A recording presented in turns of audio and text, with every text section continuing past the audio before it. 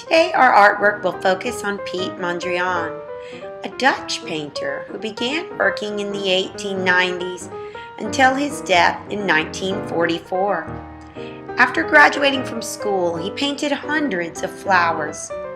Not bouquets, just single stem studies. Very realistic and yet with interesting colors. He moved on to the interest of trees, and in these four paintings you can see how his tree goes from that lifelike, realistic study to a study of lines, curves, horizontals, and verticals. A friend, Paul Cézanne, was painting many still lifes in France, so Pete tried his hand at a still life with a blue ginger jar. Then, in his own style, reduced all the lines and then went back to trees, a little harder to find. Another friend was George Braque, a cubist. Cubism was mostly in shades of brown, so he reduced his colors, still with the subject of trees. Then he moved to New York, and there was a drastic change in his work. There seemed to be more structure, less reference to something recognizable in nature. This was one of the first ones about New York City. It looked like paper strips woven. This is his most famous Broadway boogie woogie. The heartbeat of the city, he said. And the last painting here is Victory Boogie Woogie, an unfinished work.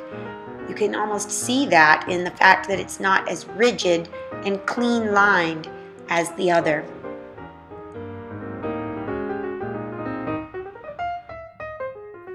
For this project, place your name in the corner of your paper, just in case you have to turn it over. We're only drawing 7 lines, so when we draw a line, make sure we start on one side and go all the way across to the other side. So this is 1 and 2, and let's see, I'm going to draw my third line close to the top. 3. Now I'm going to change and make some standing tall lines, some vertical lines. 1, 2, 3. So this is 4, 5, 6, and 7. If I have 7 lines, I wonder how many rectangles I made. All right, when we paint today, we're not going to have any water because we're using wet tempera paint to paint with. So yellow is our lightest color, and we need to start with yellow. Remember, your brush is not a spoon. We only need a little bit. The brush is made to pull the paint down the paper, just like a hairbrush pulls your hair to the bottom, from the top to the bottom. So I'm going to paint 1 square yellow.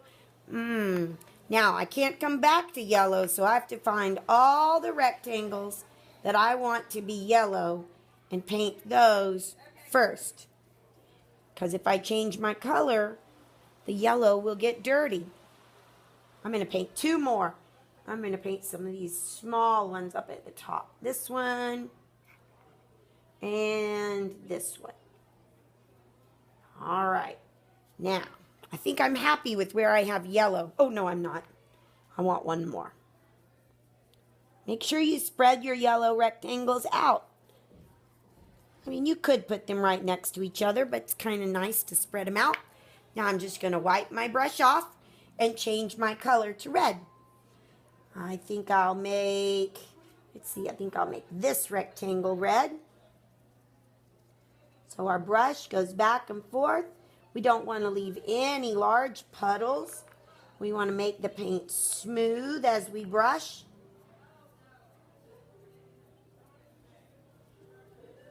And fill the rectangle completely. Let's see. I think I'll do this one red also.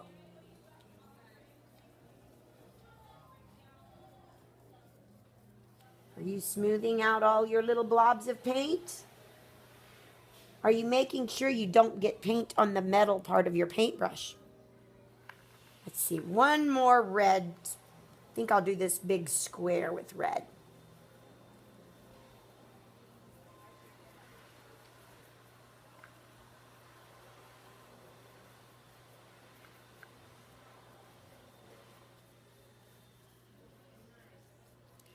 Okay, now that I'm done with red, I'll wipe my brush off. And now I can change to blue. I can't go back to yellow, and now I can't go back to red. Where will I put my blue? We want to leave some squares white, just like Mr. Mondrian did. Those squares will really pop out, make the darker colors look even darker. So we're just picking a few places to put blue. Again, make sure we fill our squares. And remember, we're not mixing any paint today.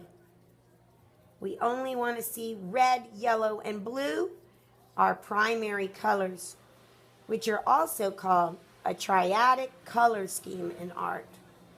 Triadic means three, kind of like a tricycle has 3 wheels. I think I'm finished.